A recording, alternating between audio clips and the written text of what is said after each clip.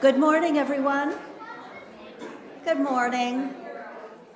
And welcome to this Sunday service of the Unitarian Universalist congregation of Grand Traverse. I'm Pam Hendrick.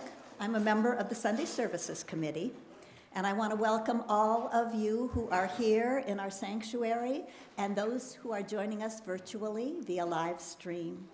And a gentle reminder for those of you here in the sanctuary, please silence your electronic devices. Thank you.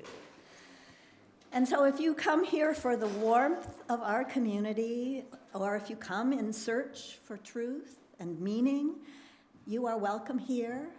We are truly the church of a wide embrace. Do we have any visitors here who would like to introduce yourself this morning? Yes. I am Phil Rosie, not Babylon, but related to him. Visiting for a while. So. Good, welcome. Yes. My name is Rachel Patty. I moved here 2 years ago, and I moved to UUC where I came from. Okay. Well, welcome. We're so glad you did. And welcome to all, and please, if you can, stay after the service and join us for hospitality in our social hall, because we'd really love to get to know you better. Sharing our joys and concerns with our beloved community helps us stay connected in sorrow and in celebration. If you have a joy or a concern you'd like to share, you can write it in that book over there to your left, my right. And it will be read aloud later on in the service. And if you have a concern that is too tender to share, you can reach out to a member of our caring community. Do we have a member of that committee here this morning? And you can also always reach out to our minister, Reverend Alex. Today's service is entitled Holy Humanity. And what exactly do we mean by humanism? I remember a time in the late 70s, I think early 80s, when the right-wing politicians had decided that secular humanism was the most recent boogeyman of the left. After communism, socialism, before liberalism and wokeism and all the other isms in between. The secular humanists were going to destroy our country. Well, I'd left organized religion behind by then, and I embraced the idea of secular humanism. Science, reason, the belief that humans and not gods are responsible for making this a better world.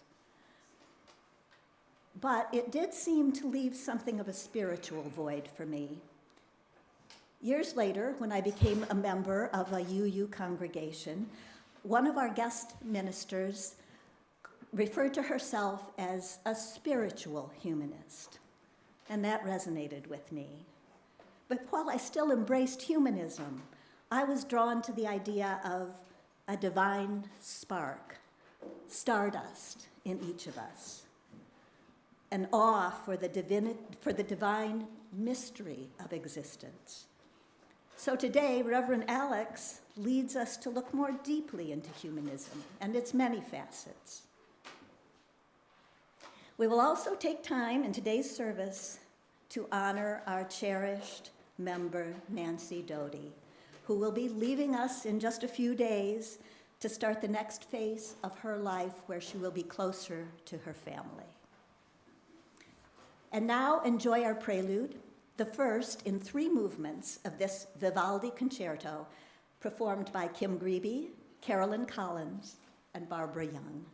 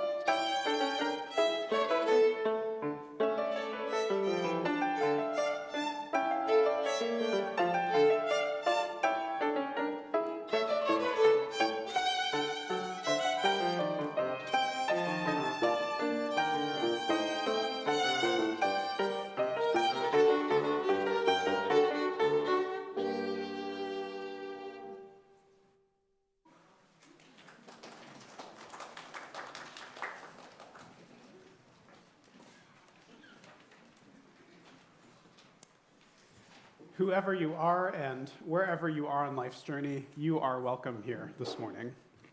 I'm Reverend Alex. I use he and him pronouns. And welcome to the service as we celebrate the holiness found in humanity, the sacredness that we believe abides in every human heart. A note of welcome to you who are getting to know our community still.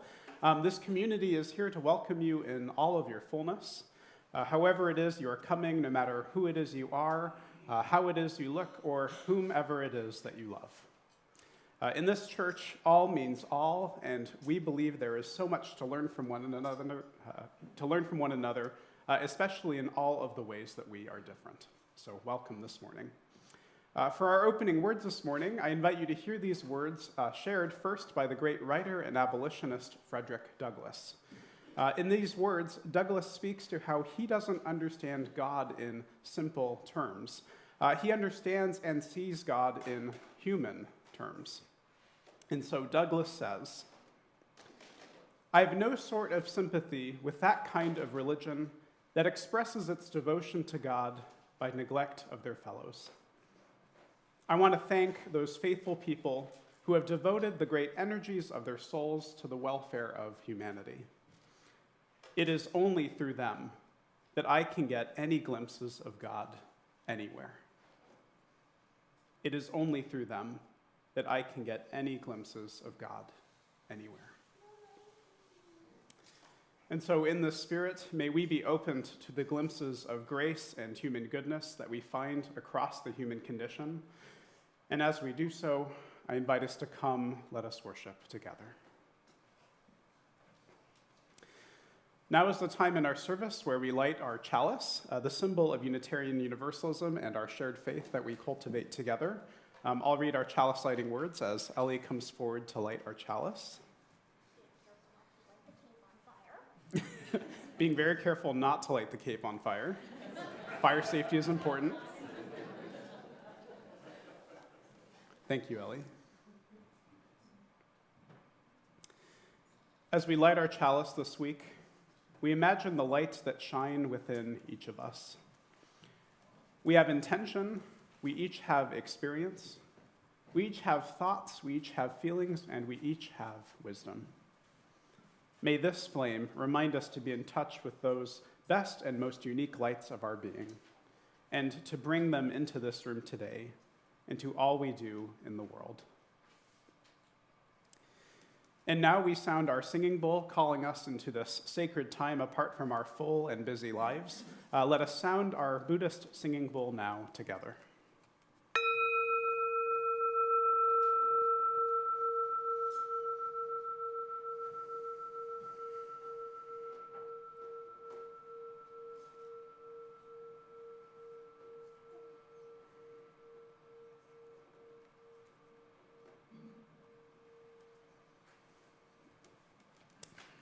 You are now invited to please rise in body or in spirit as we join in singing our opening hymn today, number 67, found in your gray hymnals for those of you with hymnals.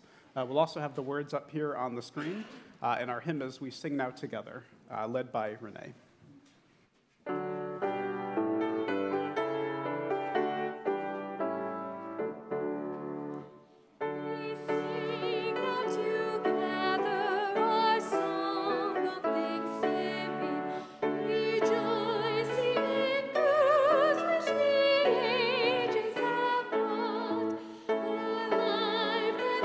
Holds us and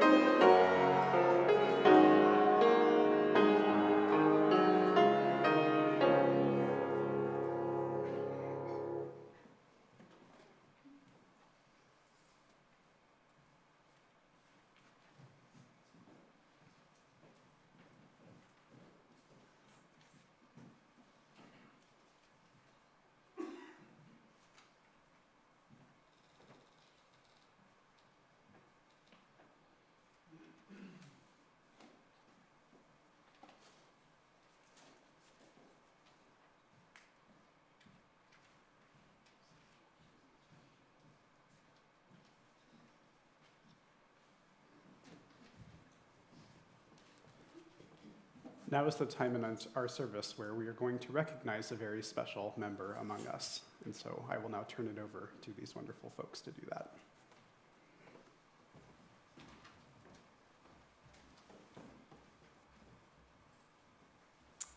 My name is Mary Van Valen, and I would like to tell just two brief stories about Nancy Doty. In 2004, I was hired as the director of religious education here and came in with all of my idealism and enthusiasm, great ideas, and on my religious education committee, Nancy served. And wow, did I have a lot to learn. She was the one who gently guided me through all of that church polity stuff about how do we do things in the Unitarian Universalist way so that it's inclusive and very responsible.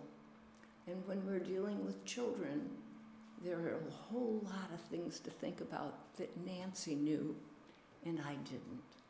And I have always been so grateful for that. And that's the kind of thing that I think she has always done in this congregation. And she does it without standing as this kind of sage on the stage. She does it as the guide at the side. And so most recently, I said, yeah, we can do this fundraiser. We'll do an auction. And it kind of got closer and closer. And one Sunday, Nancy came to me and she said, Mary, I want to help you with the auction. How about if we get started by me doing this, you doing that, you call this person, I'll call this person, and then let's meet next Sunday. And that was the kind of guide at the side help I really needed. And we pulled off that auction, but very much because of guidance that takes one step at a time and just knows what she's doing. So,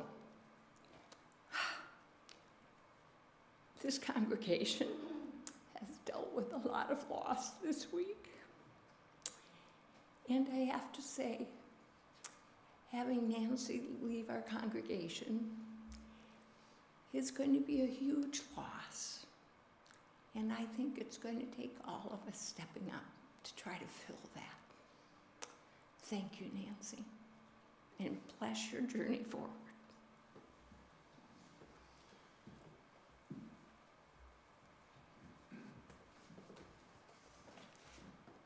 Okay, I'm Misty Sheehan, and I want to celebrate Nancy as well. So I want us to go back, way back to the 19th century. When the Unitarians and Universalists first started coming to Michigan, there were Unitarian and Universalist women ministers back then. One of them was Augusta Chapin. She was a Universalist minister, but she didn't have a settled church. Carolyn Crane was the minister of the first Unitarian church in Kalamazoo, where she established, like Jane Addams, a kindergarten, a gymnasium, and classes for new citizens in the community. But then the plate became bare for the next 60 years. I remember in the 50s thinking, I would like to be a minister, but I never saw in my Methodist church any women ministers, and I couldn't earn a living in any other way. The Reverend Nancy Doty was one of the first women to graduate from St. Lawrence Theological School with a degree in theology and a certification in RE. This was in 1961, one of the first women who did this. She became RE director for First Church in Detroit. In the 70s, I got to know her when I was RE director in my church in East Liberty. In 1975, the Michigan Extension Committee appointed Nancy to do weekend ministry to small Unitarian Universalist congregations in the state. In 1983, the UU Board of Trustees appointed her to the Ministerial Fellowship Committee. Later, she became a part-time minister at the Emerson Unitarian Universalist Church in Troy, Michigan, until she retired in 1995 and joined us up here in Traverse City as a member of our church, working in various ways to make our church viable. I remember that Lynn McAndrews and I won a breakfast on Nancy and Bob's sailboat, and that money went to UUCGT. Nancy is a pioneer, a woman who stepped in an organization that didn't appreciate women in the pulpit, and throughout her lifetime developed the presence of women in the ministry. I think now there's more women in ministerial schools than there are men, yes. Nancy, thank you so much for your work in the church, in the wider UU Fellowship, and for being a good friend.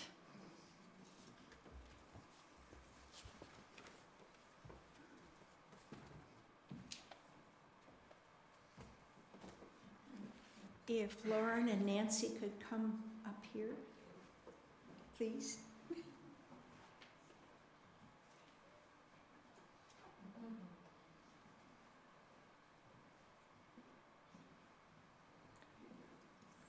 I have a tribute resolution honoring Nancy Doughty.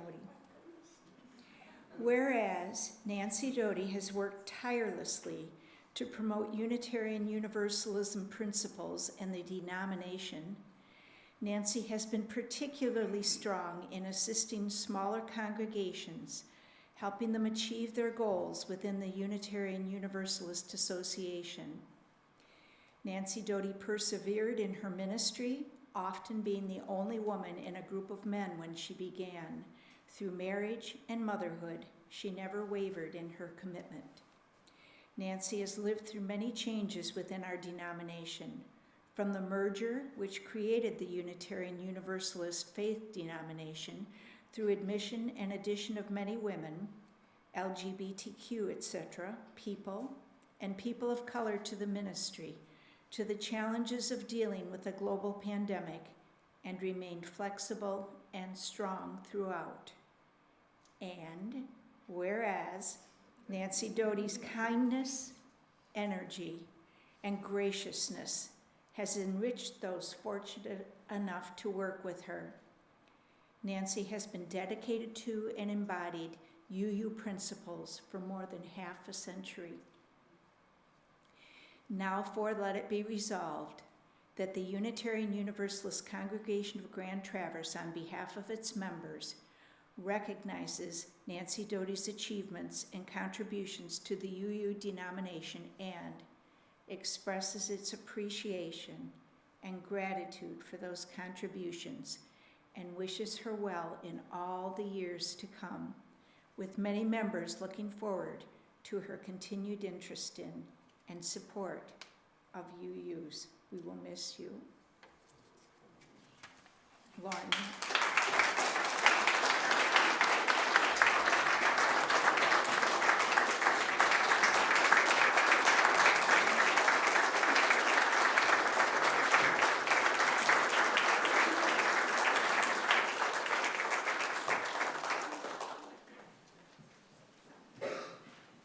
After all those words of commendation, I think I should do a public thank you. It's going to be extremely difficult to leave this congregation. More difficult after today than I've probably faced. My ministry was always in the Detroit area, and when I came here, I was retired. And so I was really a lay person, but with a little different flavor to it than everyone else in this congregation. My roots for Unitarian Universalism go back 5 generations. And so it's very deep when I say that Unitarian Universalist congregations, I believe, have always made a difference in whatever community they find themselves. The mission of us as a congregation, it always seems to me, is to go out into the wider community and spread our values in whatever organization our hearts are most attracted to, be with women's issues, with children, with medical issues. We do make a difference. And so I will take memories of this congregation, the 25 years Bob and I were here, down back to the Detroit area, where it's familiar to me to be with my family, to be near my family. But I will take you with me, each of you, and what I've known all these years. So you may see me back in the congregation. That's just a warning.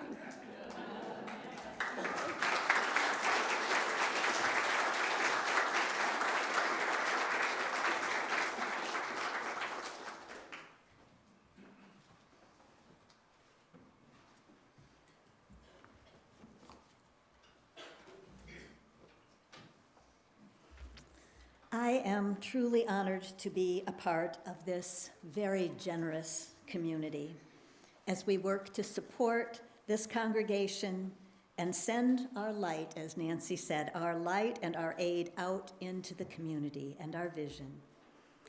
Now is the time that we pass the basket in the sanctuary. As we pass the basket, please be aware that there are 2 sides. One side for the sustenance of this congregation and one for those in need in the larger community. And for those of you who are visiting us virtually, there are 3 ways that you can express your generosity. You can mail a check, you can visit the UUCGT website, and you can use your phone by downloading the Vanco mobile app. Yes, your generosity is so very much appreciated.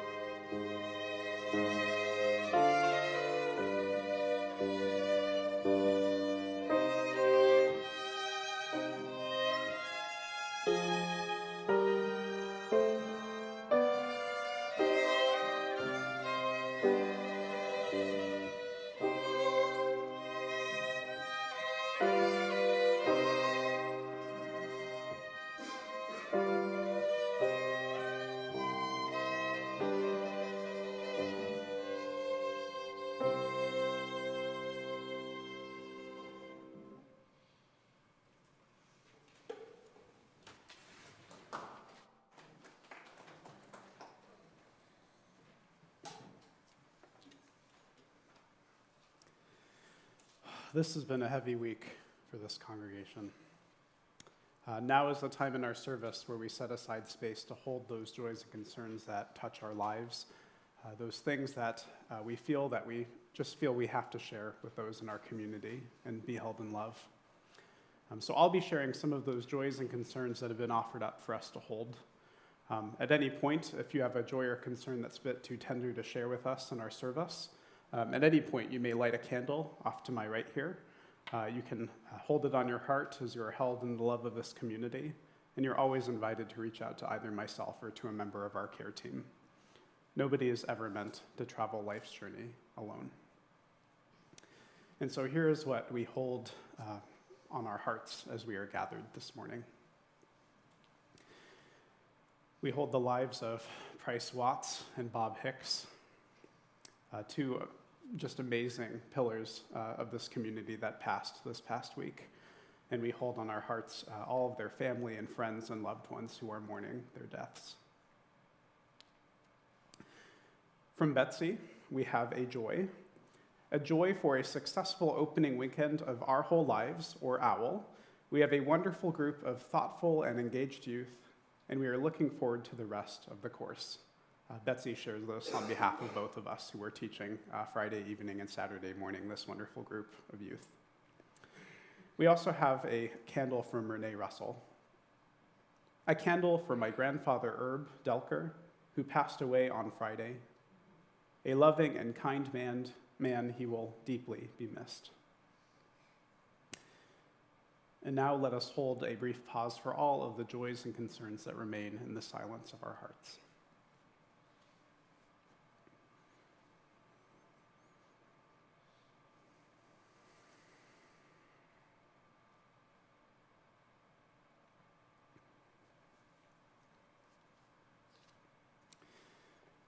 And as we enter this time of prayer together, let us pause now to pray the prayers of our hearts. And as we do so, let us hold some of the stillness for the lives that we lost this past week, in this very hard week. The lives of Bob Hicks and of Price Watts. Let us pray these prayers and hold these amazing lives on our hearts, and all those other things that touch us as we hold a stillness together.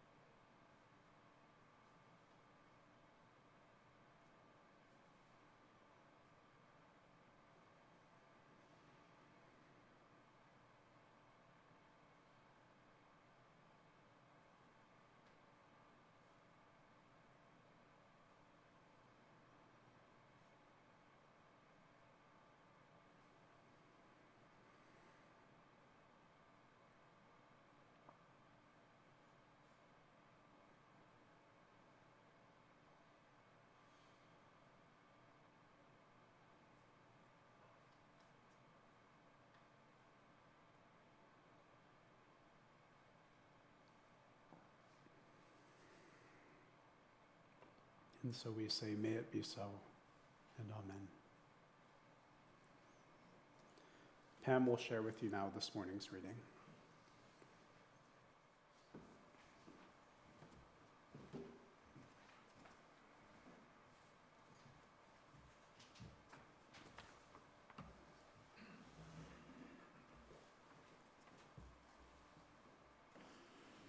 Our reading this morning comes from an essay by the Unitarian minister and theologian, the Reverend James Luther Adams.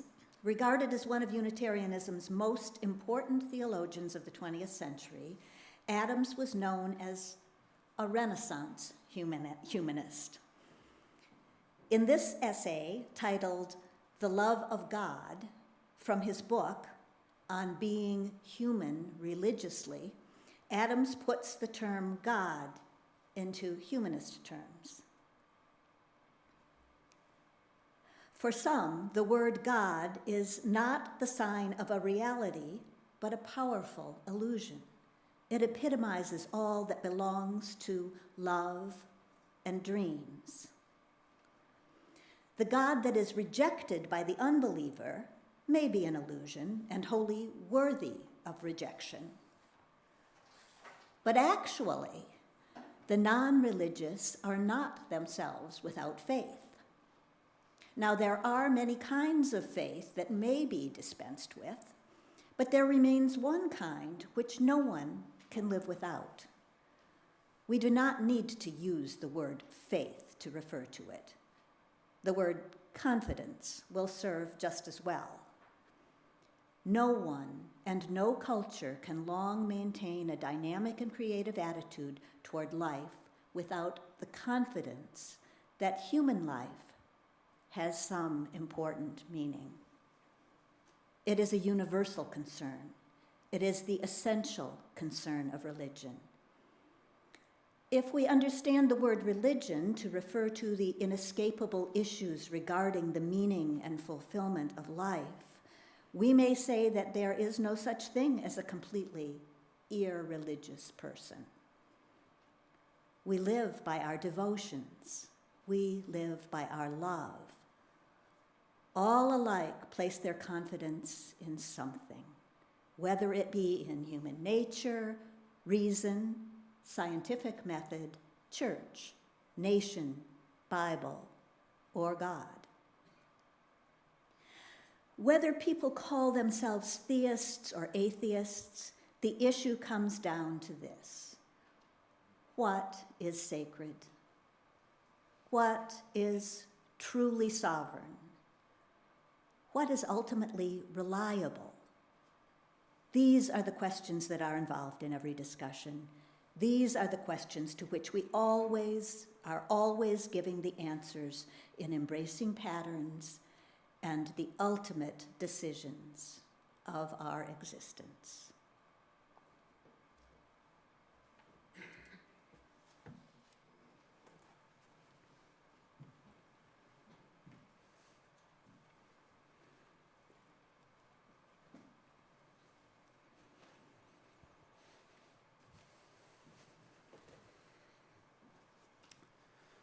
So to start off this morning, I'd like to begin by sharing a phrase with you that my grandma used to tell me. Now, you've already heard a little bit about my grandma Torch at this point, my grandmother who brought me to UU with her way back when, who I give total credit for making me a UU now. Though she's a UU today, she actually had a more traditional Christian upbringing in her past, which brings me to the saying that she used to tell me in times when I might worry, mess up, or make a mistake. She would tell me, Alex, nobody's perfect. The only perfect person to ever walk this earth was Jesus himself. And a long, mysterious pause from my grandma. Wait for it. And look at what they did to him.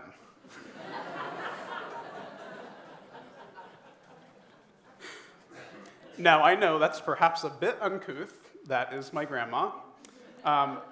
The gist of this is that we all make mistakes, no matter who we are. We laugh at this because it points exactly to those same tensions that we're exploring today.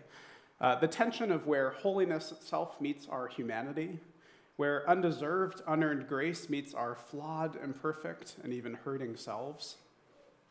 I personally have always resonated with a human view of Jesus rather than a divine one. I know that our Trinitarian friends, neighbors, have views of Jesus that center both his humanity and divinity at the same time. But instead, I've always found it powerful to see Jesus as a simple human being. A person who is flawed, a person who made mistakes, who sometimes lost his cool and flipped over tables, a human being who lived with the same strains and pressures of our own everyday lives, who grew tired and cranky, and who sometimes needed time away from people for rest or even sometimes a nap. There's a sacredness to our lives as human beings, and our lives themselves are spiritual and holy in their own right. Even without being born of a virgin or having the abilities to perform miracles or even walk on water. Our human lives and experiences themselves are miraculous enough just stopping to look at our humanness. No matter what it is that we believe about God or our place in the order of all things. So this morning we're delving into an exploration of holy humanity, how a humanist view of our lives as human beings offers us a richness in making meaning and understanding those sacred questions that we find throughout all of our lives. Not long ago, Pam shared that reading this morning with you from the Reverend James Luther Adams, one of the most important Unitarian theologians of the 20th century. We're not going to get into his words just yet, but I want you to hold on to some of those thoughts that he shared from that book on being human religiously, especially when we look at his humanism that he describes. You see, Adams himself was regarded as a Renaissance humanist, that same intellectual and artistic movement during the Renaissance that shifted the focus from religion itself to the question of what it is to be human. Adams was not a contemporary of Da Vinci or Michelangelo, but he shared an affinity for many of those same shared values. And at the time, the humanism of the Renaissance itself was a big deal. It pushed the envelope considerably in its time to focus on education, rationalism, learning, and philosophy. And this was all during the time when the church dominated nearly every aspect of society, especially with the view that anything and everything worthy of study was actually to only be found within religion or the church. Though it's important to mention a couple of things, the humanists of the Renaissance would have never actually used the term humanism. Humanism as it exists today is quite different from the humanism that emerged then. Today, humanism is much more of a secular humanism, as in a rational, non-religious way of life. There may even be a couple of secular humanists here with us today. Even for its time, this emphasis and importance on that one central question, what does it mean to be human? It gave us some of the more beautiful and intriguing pieces of art from the Renaissance period. So we'll come back to Adams. But first, I'd like you to look at Michelangelo's painting in the Sistine Chapel, The Creation of Adam, shown on the cover of your order of services, but also right up here on the screen. What you may not know about this image are some of the hidden messages found in this painting, especially in the depictions of God there, up on the right. Some of you may have already noticed the interesting shape of God's drapery and all of the surrounding angels. Anyone have a guess as to what God is shaped like, kind of in this image? Go ahead and say it out loud if you have an idea. Lots of different ideas. Anybody say brain out there? Well, that's right, a brain. So some doctors and historians think that Michelangelo might have intentionally painted the creation of Adam with wanting to emphasize God's greatest gift to humanity, our intelligence. And so this could actually be very well plausible, given that Michelangelo had this great interest in human anatomy. He even performed a few human dissections himself, not your average everyday artist. There's also some thought that ideas about God at the time. And so what is evident from this is just how powerful this art and symbolism was for its time. How depicting God as either a womb or a brain eluded even the most dogmatic and religious of the time, and yet it continues to speak to us even today. So from Michelangelo and the Renaissance humanists, we get this focus on what it means to be a human being and the ways that divinity, whether we actually believe in God, meets us there like Adam's finger touching God's. So Greg Epstein, Harvard University's humanist chaplain and the author of the humanist book, Good Without God, has the following to say about secular humanism and our lives as human beings. He writes, "Humanism means taking charge of the often lousy world around us and working to shape it into a better place. It is, above all, an affirmation of the greatest common value we human beings have, the desire to live with dignity. But humanism is also a warning that we cannot afford to wait until tomorrow or until the next life to be good, because today, the short journey we get from birth to death is all that we have. Humanity depends or demands that what matters most is what we do in this life to preserve and protect the dignity of ourselves and our neighbors. This is all that we have. One term that seems to have a lot of religious baggage to it is the term grace that I used earlier, with many of those traditional understandings of grace being about God giving it to humanity and humanity being totally depraved and undeserving of it. I want to move away from what I see as some of those harmful embedded theologies to this idea that God is the one that gives us grace in our lives and that we who are all too undeserving are lucky enough to even lick God's boot. What would a reclaimed human form of grace look like? In other words, what is grace for a humanist? So I want to try to answer this question by revisiting one of my earliest sermons that I wrote on grace, on human grace, from my time in my first year at Harvard Divinity School. This was for that very same class, Theology Without God, that I mentioned last Sunday. And so this was kind of baby minister Alex, but this is what I had to say about grace. Maybe baby minister Alex is still the Alex now, but grace is not something God bestows upon us, at least not directly. That line is for you theists that are out there. Rather, grace is what we bestow upon one another, especially in those moments when a person feels that they don't deserve it. Grace, as I see it, is the refusal to stay silent in situations of injustice and oppression. It is the gentleness in a smile on the street from a complete stranger. It is the loving hand of a grandmother as she walks her beloved into church for the first time. It is the congregation that offers words of healing and life to all who may share in its community. And grace refuses to let go. You see, even though the word grace carries with it so much of this baggage, it's hard to find a better word for this thing. What other word describes that which we feel we don't deserve, but it's there for us anyway? As much as we love to celebrate our humanity and our humanness, we human beings also have so much of a capacity to make mistakes, to mess up, to cause one another pain and harm. I don't think any one of us would deny that.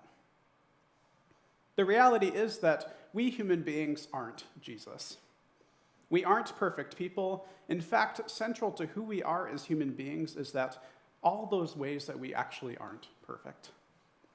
To be imperfect is simply to be human.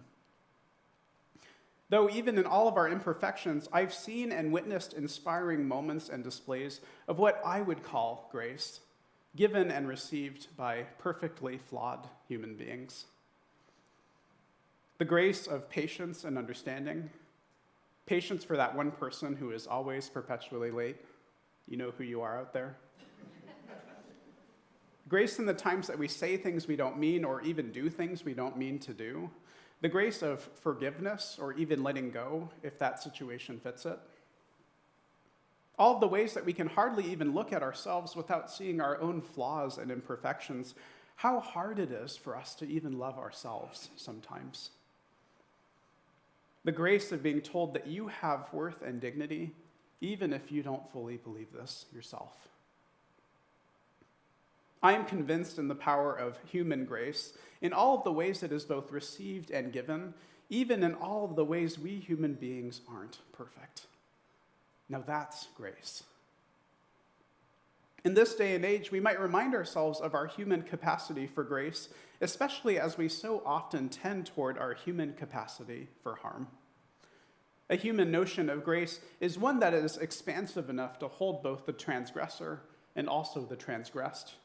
The understanding that all of us at all times in our lives are flawed human beings who are learning. That today, we might not have it right, that we might even mess up or even cause harm to someone we know and love, that we may even cause harm to someone we don't know. It would be all too easy to write one another off, focusing in on just how flawed or imperfect somebody else is, how high and mighty we are because of how we know something that someone else doesn't quite have just right yet. This isn't to say that we should permit just anything to happen. By all means, we need to protect our own dignity and safety before we can champion the dignity of others. Though, what would it mean for us to look at one another with a little more grace? What would it mean, instead of calling one another out in our shame and our mistakes, to instead approach each other with affirmations couched in grace? With an affirmation that says, "Oh gosh, yes, of course you did. Of course you acted that way or said that wrong thing. Got it, got it, got it." How might grace transform us and not only help us learn from one another, but also call us to be our better selves? Just grace, folks. Human grace. So I promised that we'd return to James Luther Adams, our Renaissance humanist and a personal favorite theologian of mine. That's one of the benefits of being the minister, as you get to choose the reading around here. What I love so much about Adams is his rationalist, realist look at traversing humanism and theism, especially at a time when Unitarianism was greatly evolving in its own theology. In the excerpt that you heard, Adams discusses what he calls the love of God in humanist terms. He writes, "There remains one kind of faith which no one can live without. We live by our devotions, we live by our love. Whether people call themselves theists or atheists, the issue comes down to this: what is sacred? What is truly sovereign? And what is ultimately reliable?" Friends, I think our humanity itself points the way here. All that is wrapped up in this human life and all of our pursuits of that same sacred and holy question: what does it mean to be human? What is sovereign and reliable is the love that abides all around us. The love that we have for one another, the, dare I say, grace we give one another, even in those times that we don't deserve it, even in the times that we even least expect it. As Adams reminds us, to live our human lives is to be in relationship with the holy. There is no such thing as a truly faithless person. We as human beings will always be bound toward that same question: what does it mean to be human? And so to close, I want to invite you to think about the times in your life where you were met with some unearned human grace. Think about those times when you perhaps missed the mark or fell short, or even were just surprised by the love that you were met with by others that you didn't expect.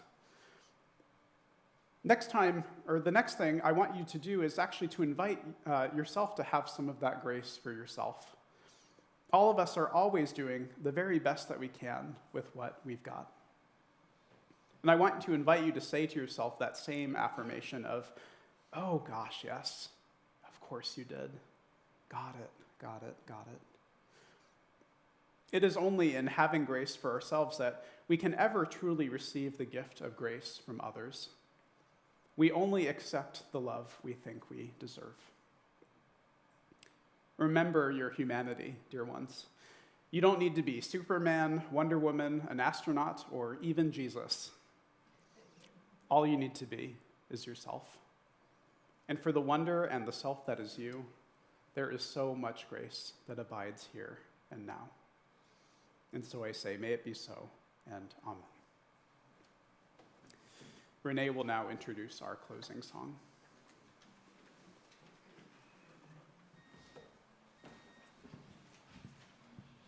In the vocal ensemble, we always end our rehearsals with this beautiful piece. And I think once upon a time, it was also a way that services were ended.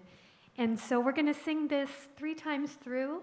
And our tradition is that the first time we sing for ourselves and our heart, the second time for those that we're holding in our heart who we know need this, and the third time for our community at large.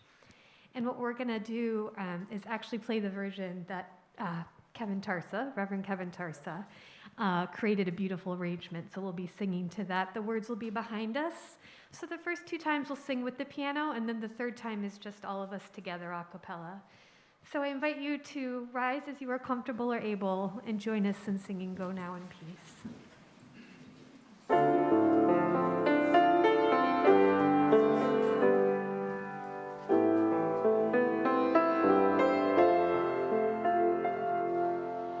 Go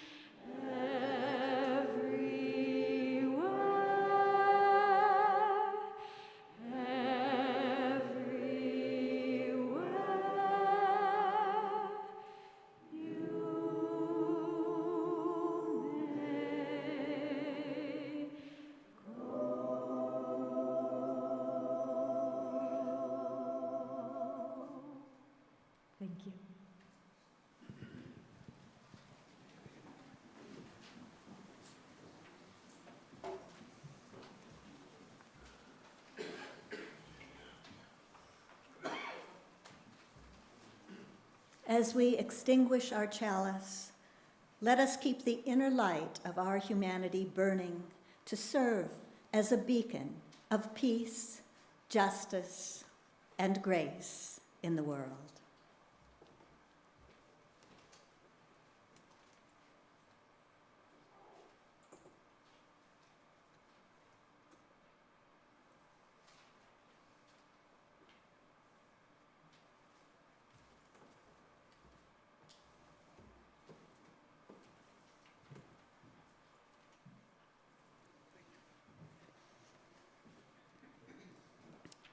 And so, in the spirit of covenant, community, and commitment, in the spirit of what it means to be holy and holy humans, may we be made ready to serve one another and to create the world that we so desperately dream of. And so, go in peace, may it be so, and amen. Our service is at its end, but I have some quick announcements before we go to our postlude music. We have a reception today to honor Nancy Doty and her time with us in our congregation, so please stay afterward for some refreshments and celebration, and bid Nancy farewell if you'd like to say goodbye. We also have a UU orientation after the service next Sunday on January 29th. So you're invited if you're interested in just learning more about what UU is or what UUCGT looks like here and all the many things that we do and how to get involved. You're welcome to attend. There's no commitment. Just a chance to learn more. And lastly, make sure that you also get your book titles to Nan Worthington and to our quilters. They're still looking for these book titles for their UU bookshelf quilt that they're making. And so any and all titles that have inspired or moved you or you find meaning in, you're invited to submit those names and authors to Nan, and she'll be more than happy to take those as they construct this wonderful piece of art. And so go now in peace, grow in love, and please remain seated as we hear our postlude.